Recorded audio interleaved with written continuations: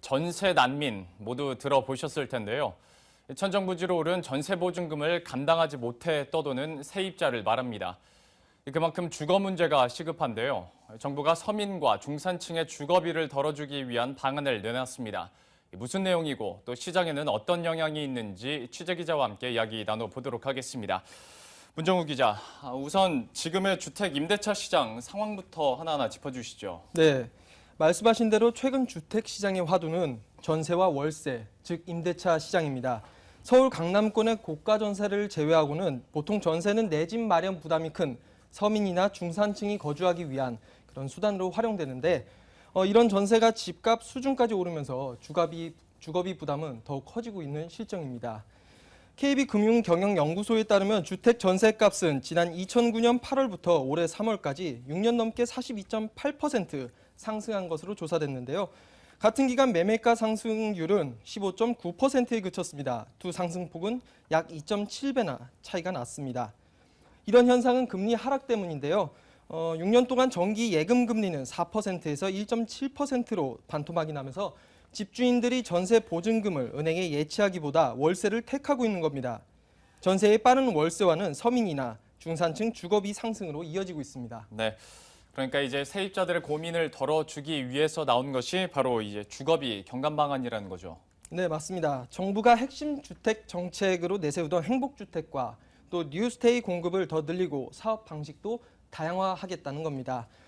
국토교통부는 행복주택과 뉴스테이 물량을 각각 1만 가구와 2만 가구를 더한 총 30만 가구를 2017년까지 공급하겠다는 계획입니다. 재정 부담을 덜기 위한 민간 참여 방식의 이런 임대주택도 확대를 했는데요.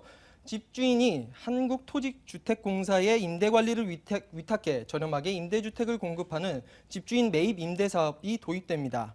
기금과 민간이 주도하는 공공임대리츠와 기업이 사내 보유금을 활용해 제공하는 근로자 임대주택도 공제율을 높여 민간 참여를 유도할 계획입니다. 예, 이번 방안에 대해서 조금 더 자세히 한번 살펴봐야 될 것 같은데요. 특별히 눈에 띄던 것이 청년층, 신혼부부 그리고 노년층까지 각 이제 세대 계층에 맞춰서 이런 방안들이 나왔다는 겁니다. 구체적으로 설명을 해주시겠어요?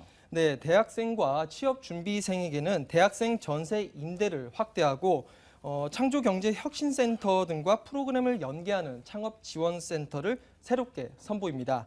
신혼부부가 최장 10년 동안 거주할 수 있는 신혼부부 매입 임대리츠는 올해 1000여 가구 시범사업을 추진할 예정입니다. 그리고 노년층을 위한 공공실버주택도 당초보다 증가한 2000여 가구를 2017년까지 공급하겠다는 계획입니다. 전반적으로 각 세대별로 나눠서 공급량을 늘리겠다는 건데요. 물론 이것도 중요하겠지만 이제 실제적인 금융 지원도 필요하지 않겠습니까? 이 부분에 대해서는 어떤 방안들이 나왔나요? 네, 전월세 비용에 대한 금융 지원도 나왔는데요. 버팀목 전세 대출 금리는 이전보다 0.2%포인트 이하의 최저 2.3%를 생애 최초 주택 구입자는 6개월 동안 한시적으로 최저 1.6%의 금리를 적용받게 됩니다. 국토부는 주거비 부담 지수와 같은 주택 통계도 개선하도록 했고요. 올해 말까지 공공주택 공급 계획을 수립하겠다는 방침입니다. 여기서 강호인 국토부 장관의 이야기 들어보겠습니다. 이에 정부는 최저소득 계층에 대하여는 직접적이고 밀착된 지원을 통해 주거지원 사각지대를 해소해 나가면서 서민과 중산층을 위한 다양한 장기 임대주택을 공공, 민간의 협력과 역할 분담을 통해 창의적이고 지속 가능한 방법으로 확충해 나가고자 합니다. 이렇게 방안들에 대한 내용을 하나하나 짚어보고 있는데요. 글쎄요, 이게 그렇게 새로운가라는 느낌은 많이 받지 못하게 되는 것 같습니다. 업계나 시장의 반응도 궁금해지는데요. 어떻습니까? 네, 이번 정부의 대책을 두고 의견이 분분한 상태입니다. 일각에선 기존 정책에 또 숫자를 늘려서 재탕하는 것이 아니냐 이런 지적도 나오고 있고요. 그러나 정부로서 지금 활용할 수 있는 카드는 모두 꺼내들었다는데 이 부분에서는 한 목소리를 내고 있는 것 같습니다. 임대주택 공급에만 그치지 않고 재정적인 한계가 있는 상황에서 이런 효율적인 정책이라는 평가도 나와 있습니다. 여기서 전문가들의 생각을 한번 들어보겠습니다.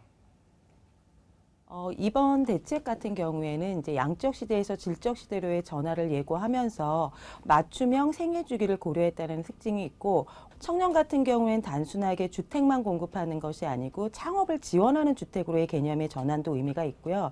신혼부부 같은 경우에는 단순하게 집만 매입 임대하는 것이 아니고 매입 임대 리츠라고 하는 새로운 금융 기법을 통해서 재정에 기반하지 않고 기금이나 민간 자금을 활용을 해가서 결국 주택 공급보다는 살기 위한 그 주거에 초점이 맞춘 것이 이번 방안의 핵심이라 할 수 있겠습니다. 여기에 정부가 LTV랑 DTI 합리화 조치도 1년 더 연장키로 하면서 부동산 시장 활성화 카드도 계속 이어질 것으로 보입니다. 네, 이렇게 해서 정부에서 나온 주거비의 경감 대책에 대해서 문정우 기자와 함께 이야기 나눠봤습니다. 고맙습니다.